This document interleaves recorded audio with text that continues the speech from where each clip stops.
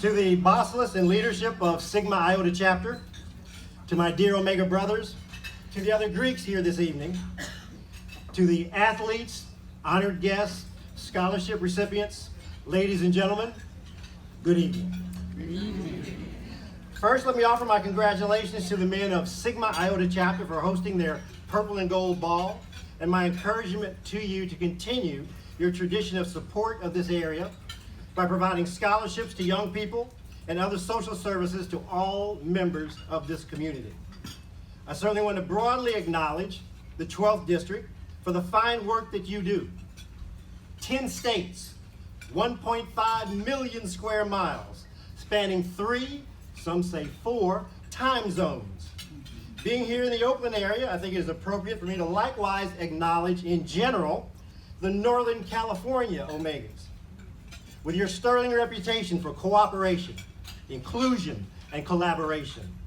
The Northern California chapters, including the undergraduate presence of Alpha Mu, Epsilon Mu, Iota Mu, and Xi Gamma chapters.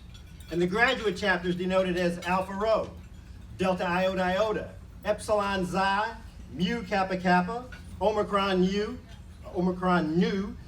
Pi Chi, Theta Pi, Xi Nu, and of course, Sigma Iota, the oldest graduate chapter in the 12th District.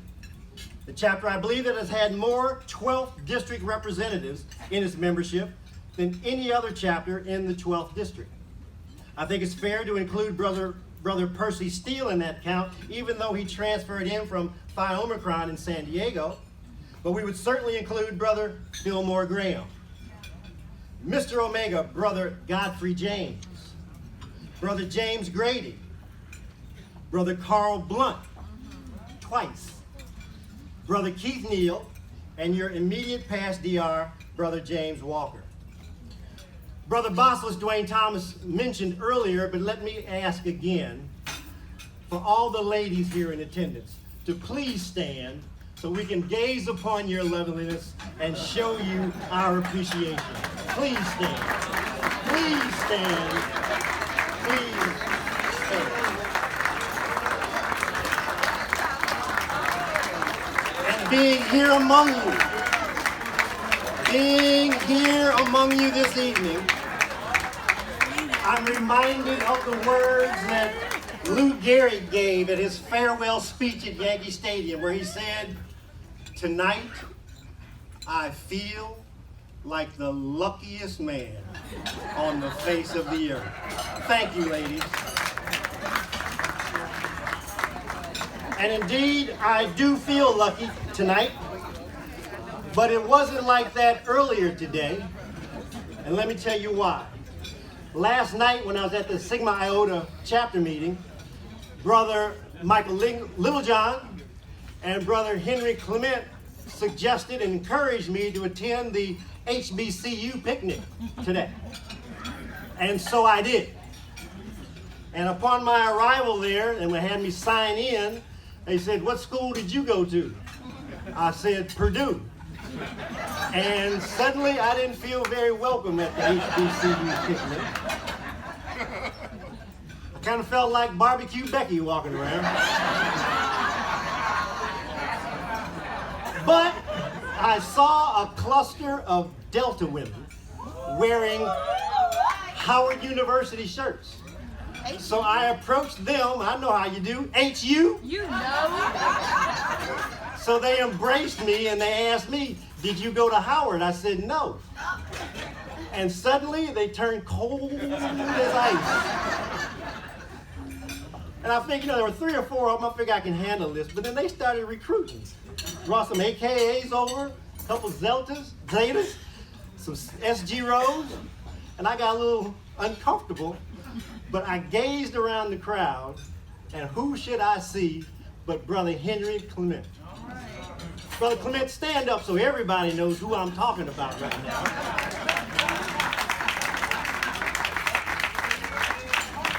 There we go.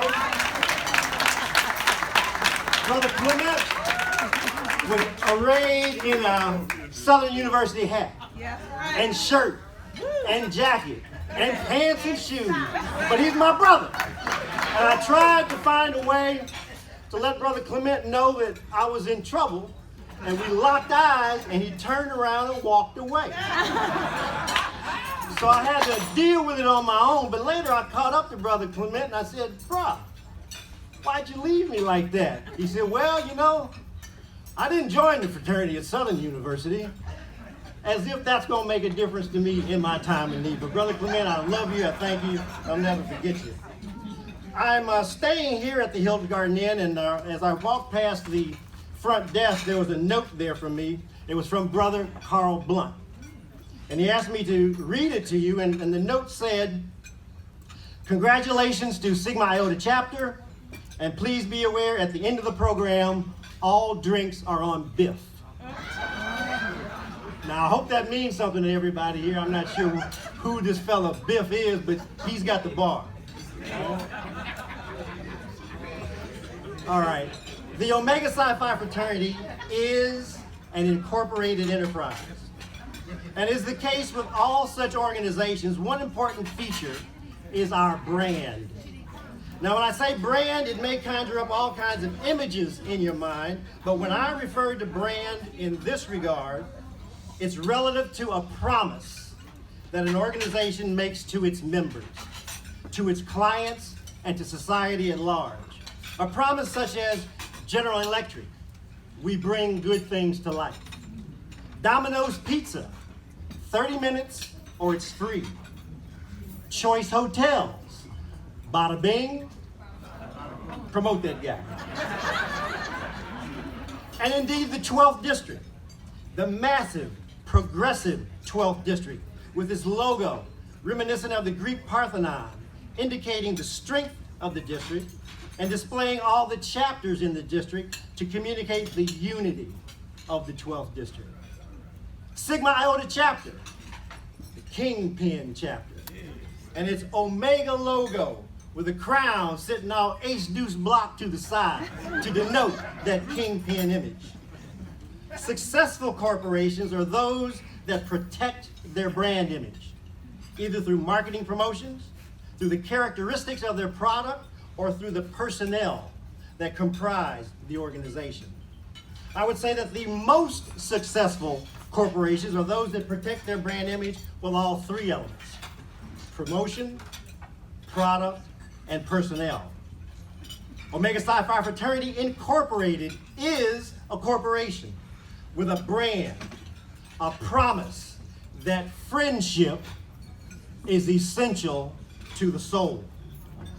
But what makes us special? Well, for instance, that Omega Psi Phi is a 107-year-old corporation.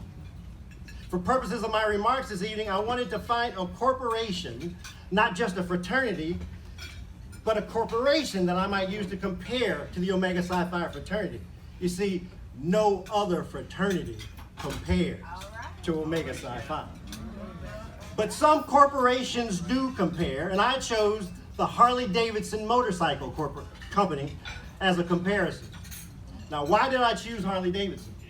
Well, for instance, Harley-Davidson is even older than Omega Psi Phi. It was founded in 1904 by Mr. Harley and Mr. Davidson. And I actually had a meeting with some Harley-Davidson executives a few years ago. At that meeting, the Harley-Davidson people were trying to convince me of how special their corporation is. One of them said, "Charles, would you believe that Harley-Davidson employees love the company so much that some of them will tattoo the company logo on their arm?" Well, I was polite, and I didn't mention that I knew a corporation with members so loyal that they actually brand the company logo on their arms and chests and legs and thighs, and well, you know how we do. The Harley-Davidson executives also told me that their products are so unique that the company tried to get a patent to protect the sound of their engines. Now that is special. And let me make sure all of you know what a Harley-Davidson engine sounds like. And I need some help from all the men, not just the Omega men, but from all the men in the audience. I need all the men, when I count to 3, to say the word potato. Now, 1, 2, 3. Potato. All right. Now this time, count to 3. I want all the men to say the word potato 3 times. 1, 2, 3. Potato, potato, potato. Okay, now one more. On the count of 3, I want you to say the word potato and keep saying it until I say stop. All right? 1, 2, 3. Okay, that's what a Harley sounds like. Now, thank you, brothers. I might need you to do that one more time. Now, I have to admit that it's special for a corporation to have its own unique sound. A sound so special that when you hear it, you know that the corporation is somewhere in the area. You feeling me? But ladies and gentlemen, that is not why I chose to compare the Harley-Davidson Corporation to Omega Psi-Phi. There's another similarity. Harley-Davidson was in trouble. Their future was at risk. You see, there came a time when Harley-Davidson motorcycles became closely associated with a very small group of their customers. These customers are called Hells Angels. Hells Angels is a club, a motorcycle club. They like to dress a certain way, they like to look a certain way, and they like to behave a certain way. And they exclusively ride Harley-Davidson. They wear jackets and hats and bandanas and t-shirts that proclaim their love of the Hells Angels Motorcycle Club and Harley-Davidson motorcycles. Now, just because you own a Harley, that don't make you a Hells Angel. To be a Hells Angel, you have to go through their membership and selection process. You have to learn their secrets and take an oath. And although Hells Angels are famous for fighting, even among themselves, if anyone outside the organization should pretend to be a Hells Angel and is found out, well, you probably never hear from that perpetrator again. I know of another corporation with a group of its members who like to dress a certain way and act a certain way and take violent actions against anyone they suspect of perpetrating membership in the corporation. Now, you might think that would be a good thing for Harley-Davidson to have such a loyal, well-known group of customers. That it would be really good for the Harley-Davidson bottom line. Not. You see, Harley-Davidson came to realize that most of those individuals, those Hells Angels, would buy one motorcycle and love it and respect it and maintain it, but hardly ever buy another Harley-Davidson. Sure, they buy the hats and the t-shirts and the jackets that say Harley-Davidson, but most of those purchases would come from outside sources called vendors. Very little of that revenue goes back to Harley-Davidson. That would be like a corporation where members join, pay dues one time, and never do anything more to financially support the corporation other than buying logo paraphernalia from vendors. Now, could you imagine that? The bigger problem that Harley-Davidson had was the bad reputation of the Hells Angels was a disincentive for other people to buy a Harley. Especially during the 1980s when Japanese manufacturers like Suzuki, Kawasaki, and Honda introduced lower price, higher quality, more reliable, and in some people's opinion, sexier motorcycles than Harley.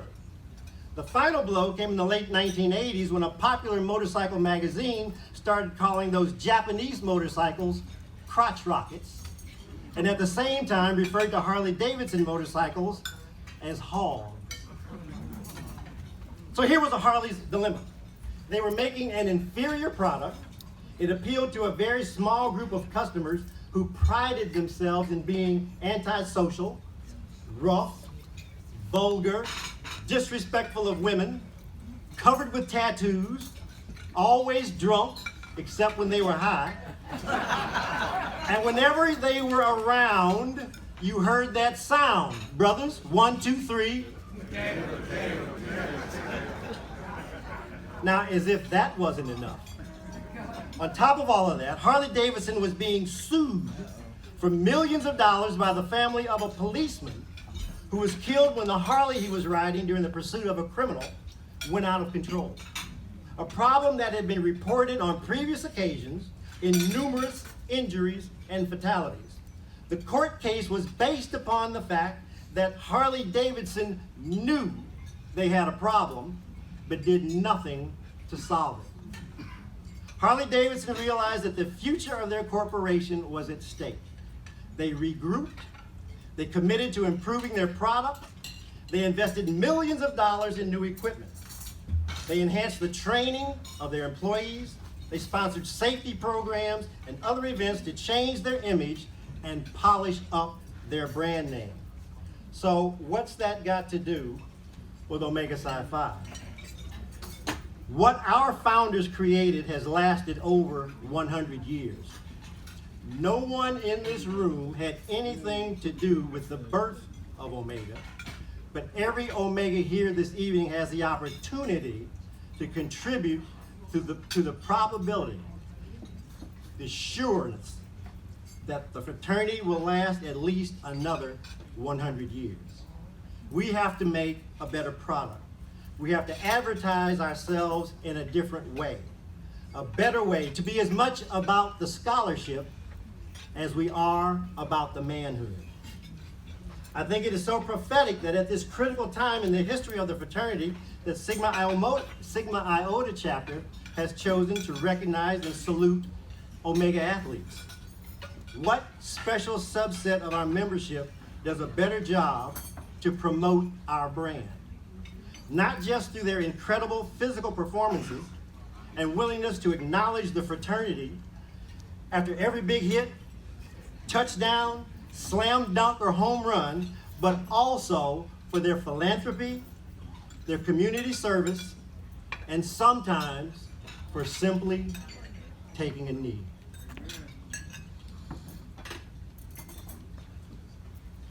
We will all need to be protecting our brand through regular service as a member or in the special roles given to our elected officers at the chapter, district, and international level. Harley-Davidson learned their lesson the hard way.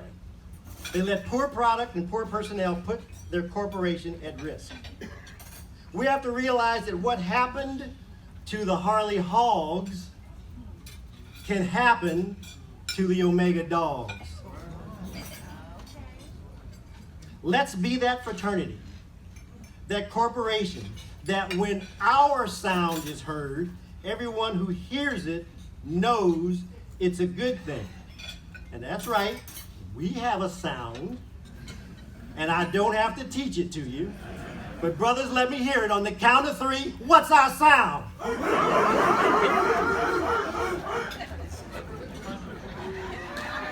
Let me end by simply saying, God bless the Omega Psi Phi fraternity.